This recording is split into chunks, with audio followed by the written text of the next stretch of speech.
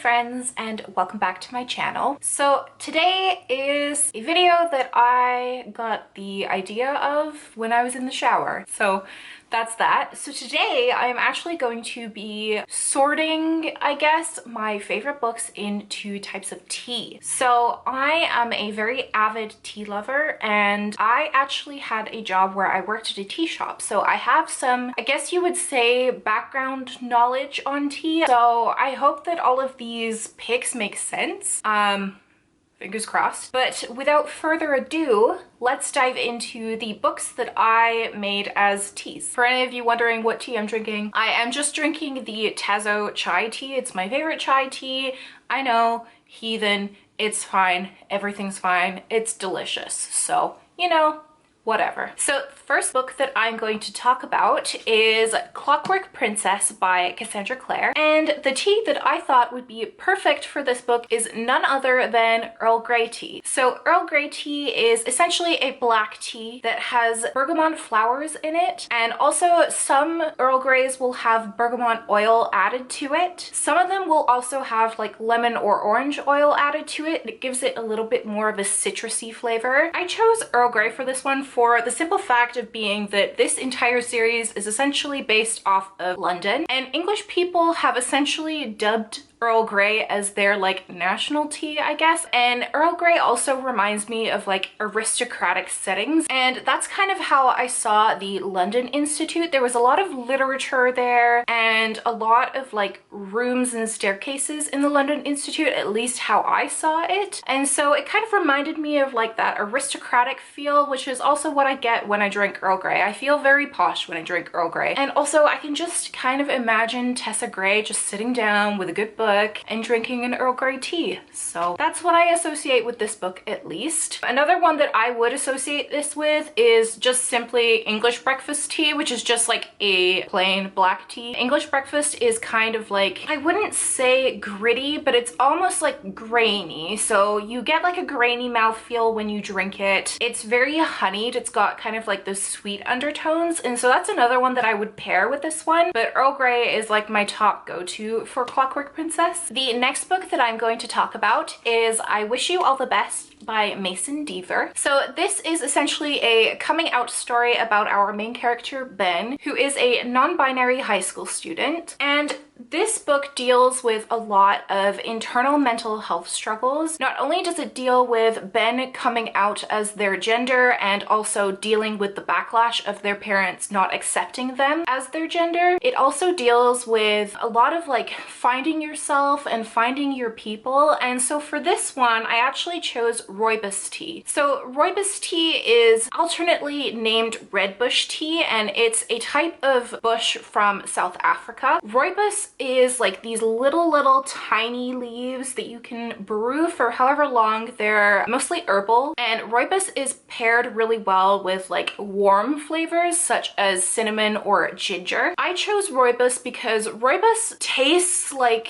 a hug, essentially. It tastes like fall, it tastes like winter. It's a very good drink to have if you're just wanting something comforting. It reminds me of homeliness, it reminds me of comfort, it reminds me of just essentially what it feels like to getting a warm hug. And Ben really needs that. Rooibos tea is one of my favorite teas. I really like drinking it during the nighttime, and then again, as I said, during the fall and winter, because it's got like very nice warm flavor. Fun fact, actually, rooibos has a lot of really good antioxidants, and it's very hydrating for you as well. So if you want kind of like that little bit of extra hydration, I would recommend drinking some rooibos tea. The next book that I'm going to talk about is Priory of the Orange Tree by Samantha Shannon, and for this book I actually chose white tea. So white tea is a tea that comes from the same plant as green tea, and it's essentially how I've been taught. I know there's a lot of like international debate, I guess, of what white tea actually is. How I was taught was that white tea is essentially unprocessed young leaves that get picked and don't get rolled or burnt, and so it's got more of a lighter flavor than green tea. When I think of white tea, I think of elegance and sophistication, and Priory the orange tree has a lot of elegant passages in it that I just really vibe with white tea. And white tea is also really paired well with like citrus fruits, and as we all know, people who have read this book will realize that oranges actually do have a significant part in the story of this, and so I just thought that it was perfect to pair white tea with this one. White tea has a very floral flavor. It's very light and airy, and it's just perfect for like sipping if you want something that's not too flavorful but still has like an elegance to it. When I'm done with the book, I'll literally like just throw it on my bed, and sometimes they land in really precarious positions. So the next book that I am going to talk about is Of Fire and Stars by Audrey Coulthurst, and the tea that I am pairing with this is ice wine tea. So ice wine tea, I do believe, is more of a Canadian thing. I think that they also have it in upstate New York, but basically what it is it's a black tea that has been infused with ice wine grapes. And so ice wine grapes have been grown in cold conditions, and it makes the juices very, very sweet. And so when you get ice wine tea, you get all of the boldness of the black tea and then all of the sweetness of the grapes. So the reason why I paired ice wine tea with this book was none other than the fact that ice wine tea has ice in the name. And it really, really lives up to its name because it's really great to have cold. This book here is set in a place where there is a lot of winter, and I just thought that the name was perfect to pair with this book. Also, if we're talking about sweetness, the romance in this book is so sweet. It is so cute, and I almost get like a toothache because of how cute it is. If you have not read this book, it is like the FF romance of your dreams. Go read it right now. I can absolutely see Denalea and Mare drinking ice wine tea once all of their problems have been done and just sipping it out on the balcony, just having a chill. I just love this book so much, and ice wine tea is something that I absolutely love. It's something that I love to indulge in every once in a while. If you have a chance to try ice wine tea, I would definitely recommend it because it's got such a unique flavor palette, and it's something that I feel like not a lot of people know about. So fun facts for you right here. Right here. If you want to learn about tea, just ask me, I guess. The next book that I would like to talk about is Eliza and Her Monsters by Francesca Zappia. This is a very, very new favorite. I finished this book last week and instantly loved it. It's a beautiful, beautiful ode to art and a beautiful story about overcoming anxiety and depression. Ironically, the tea that I'm going to actually pair with this is chamomile tea. So most people will have heard of chamomile tea. It's just essentially dried chamomile flowers. It's an herbal tea, and it's very often used for sleep. It's also got a lot of apple and kind of like sweet floral flavor notes. I don't personally like chamomile tea, but I thought it was perfect for this story because Eliza needs to chill. She has a lot of anxiety in this story, and I think that it would be beneficial to her not only to get some sleep, but also to have an anxiety relief and also a warm hug. And that's essentially what I turn to when I drink chamomile tea, because I do drink it every once in a while. It's a very, very good sleep aid.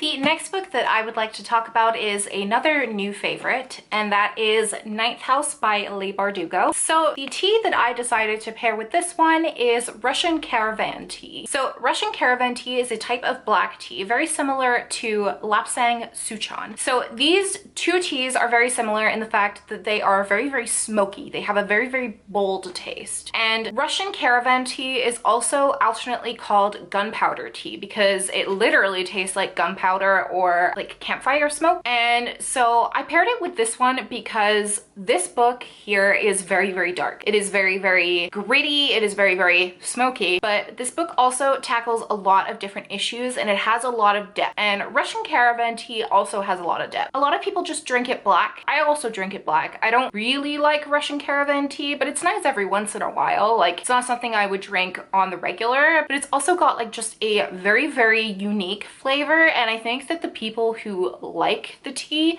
like really, really like it, and that's how I feel about this book. So yes, I love this book so much.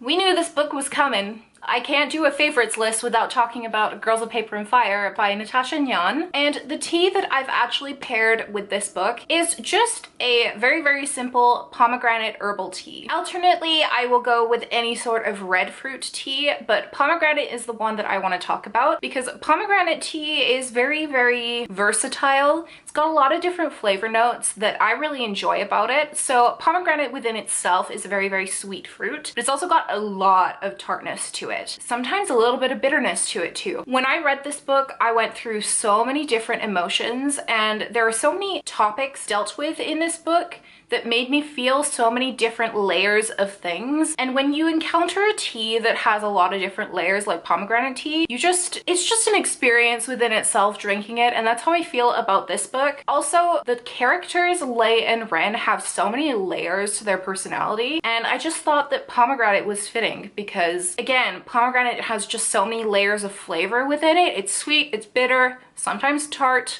and I just thought that it was perfect with this book.